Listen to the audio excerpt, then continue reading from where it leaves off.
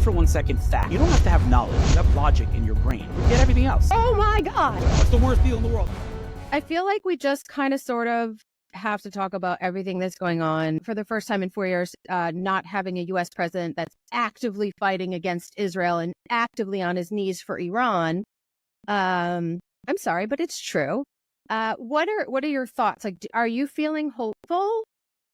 So, first of all, it's important to kind of get the elephant out of the room here and say that, Trump is a little bit of a loose cannon, right? I mean, I don't know that I would marry the guy or hire him to babysit my kids, but that's not how you elect a president. You elect a president based on policy.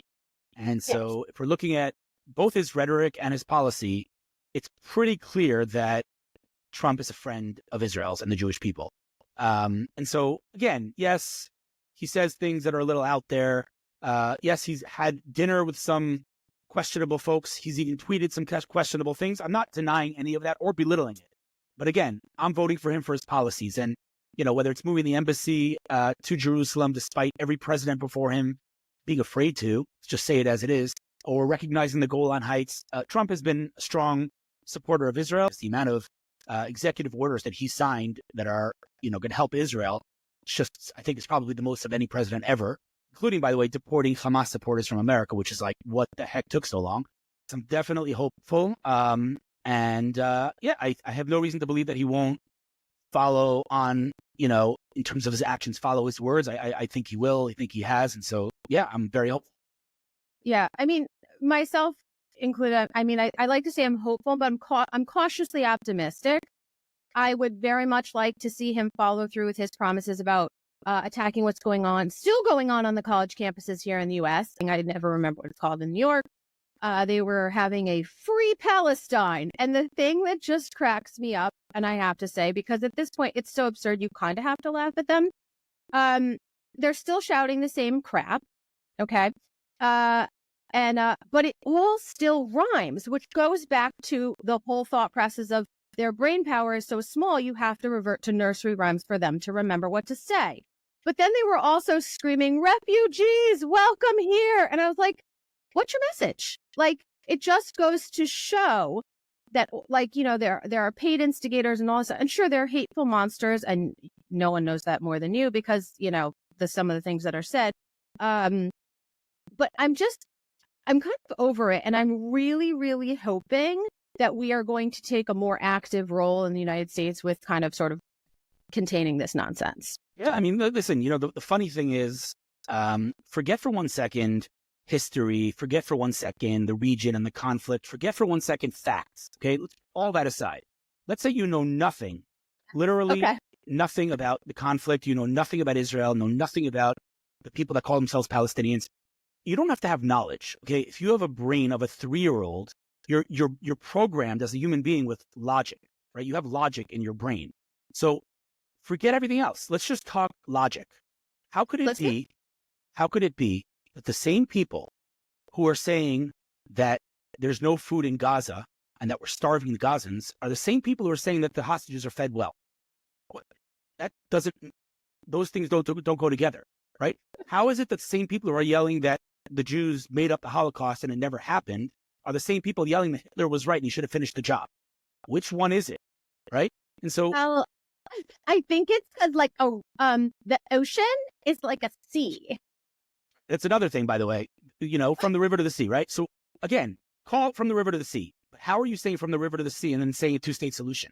How are you saying globalize the intifada and ceasefire now? These things are mutually exclusive. So if you are a logical human being with a brain of a 3-year-old, you should see that their narrative is fundamentally, intrinsically paradoxical. You don't have to be a genius to see that. In fact, I'll go even farther and I'll say if you don't see that, then there's only one explanation, and that is that you don't want to see that. Why don't you want to see that? Well, I have my opinions, but why don't you want to see the facts? Why don't you want to see the logic? It's a good question.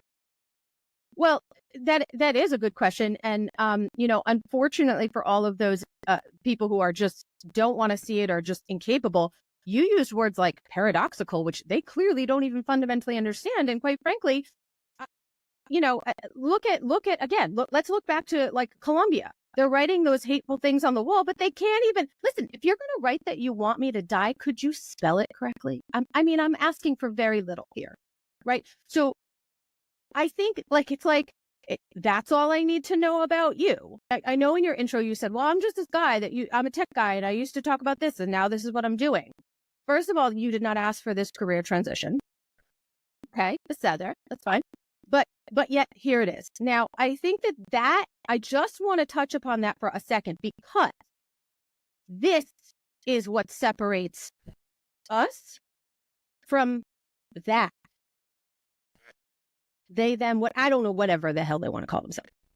Well, that's important, by the way, Anya. Like, that's a very, maybe I would even say the most fundamental question, which is, what are they? Who are they? What is their identity, right? And when we talk about the Palestinians, right? I mean, who are the Palestinians? Like, who started the movement? Who started PLO?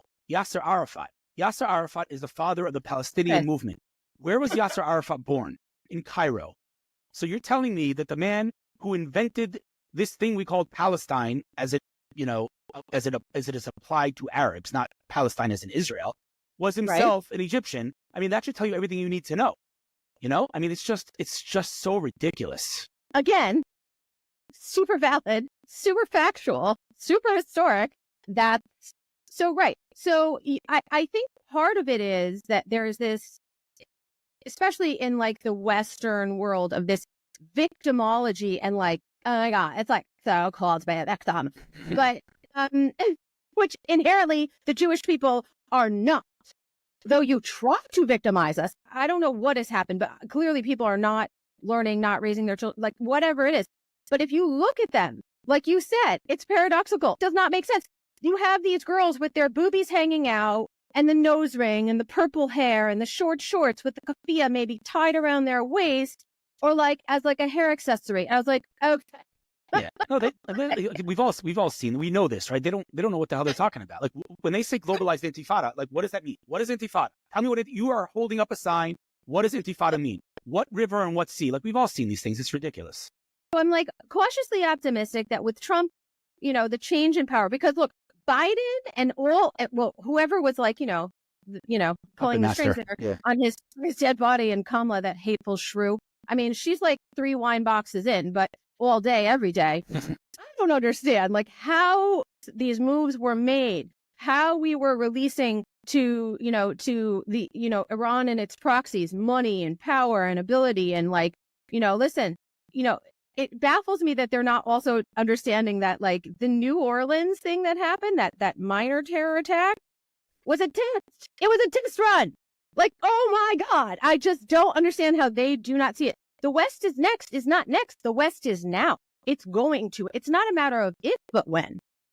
Now, all of that being said, it's been a lot, right? And you kind of sort of, have all these things going on, like the wildfires in California, and they're still kind of dealing with the hurricanes in the south of the U.S.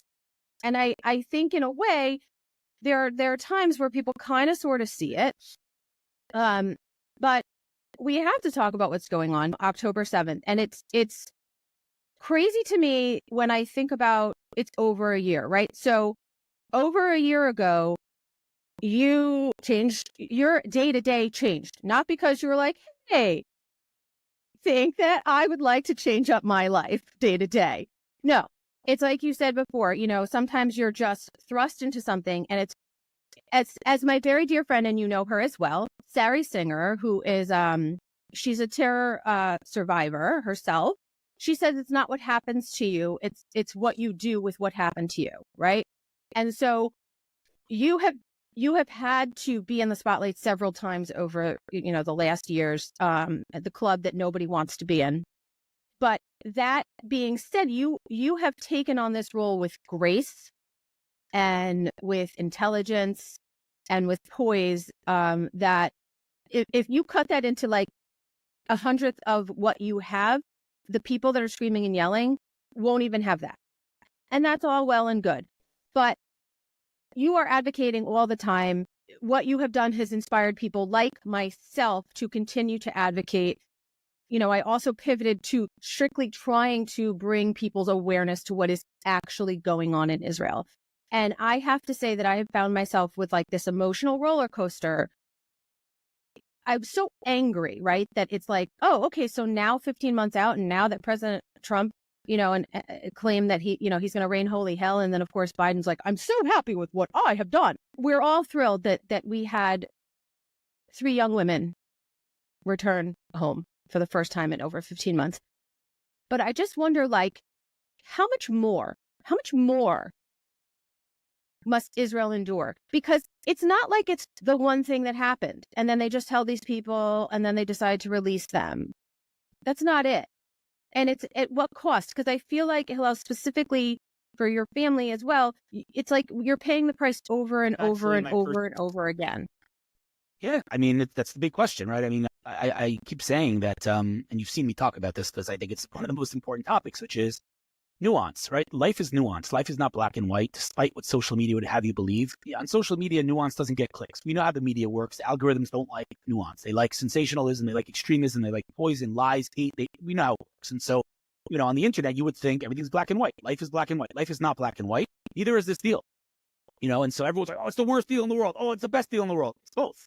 It's both. The point is, it's beautiful and terrible at the same time. There are 2 parallel lines that never meet. One is the beautiful, beautiful fact that we have these 3 young ladies returned and united with their families, alive and in good health, relatively. And then you have this horrible fact that you have 1,000 monsters being released into the wild. So, those 2 things can coexist. And, the big question is, what price do we think is a logical price?